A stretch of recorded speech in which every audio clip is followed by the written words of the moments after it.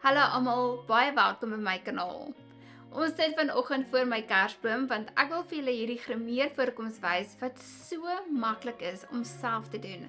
En natuurlik is dit ook perfek vir die feesseisoen. Ek het alreeds my onderlaag aan, 'n bietjie bronzer en my wenkbroue is gedoen. Al het jy hoe dit oog, gaan ek vir jou wys hoe jy hierdie opwaartse oogskadu voorkoms kan kry. So kom ons begin. Ek gaan die kleefband gebruik en ek plak dit hier by die buitekantse hoek van my oë. Dit is so maklik. Ek volg net die onderste ooglid en plak dit opwaarts.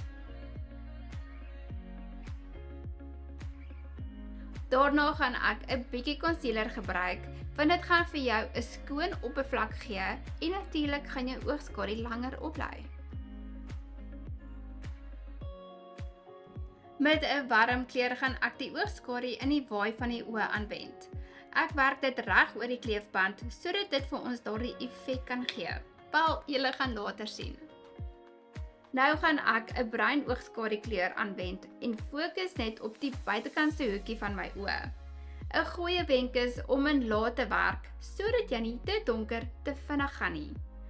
Kan julle sien dat ek nie bang is om op die kleefband te werk nie? Ek voel ons kan nog 'n laagie aansit. Jy kan dan besluit of jy 'n ligte matkleur wil gebruik in die binnekantse hoekie of 'n shimmer. Ek glo julle ken my nou al om te weet dat ek 'n shimmer gaan gebruik. So kom ons doen dit gou. Die oomblik waarvoor almal wag is om die kleefband af te haal. Kyk hoe mooi reguit is daai lyn. As jy met die kleefband wil speel, sal ek aanbeveel dat jy dit doen voordat jy jou onderlaag aanwend. My oogomlyner moet dun wees, so ek gebruik my lig en druk aksie. Dit is die maklikste manier om dit te doen. Ek gaan hierdie mascara gebruik want dit gaan nie afsweet wanneer ek voor die kospotte staan nie. Ek gaan verseker 2 laagies aanwend op my boonste en onderste wimpers. My oë is nou klaar, so kom ons sit 'n bietjie blosser aan op die hoogste gedeelte van my wangbeen. Daarna gaan ek dit versprei na my wange. Ek gaan ook 'n highlighter aanwend hier by my wangbeen, punt van my neus, Cupid's bow en my traankanaal.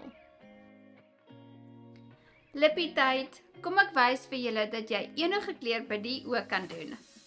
Hier is 'n ligte nude kleur met 'n pink ondertoon en 'n rooi lippie.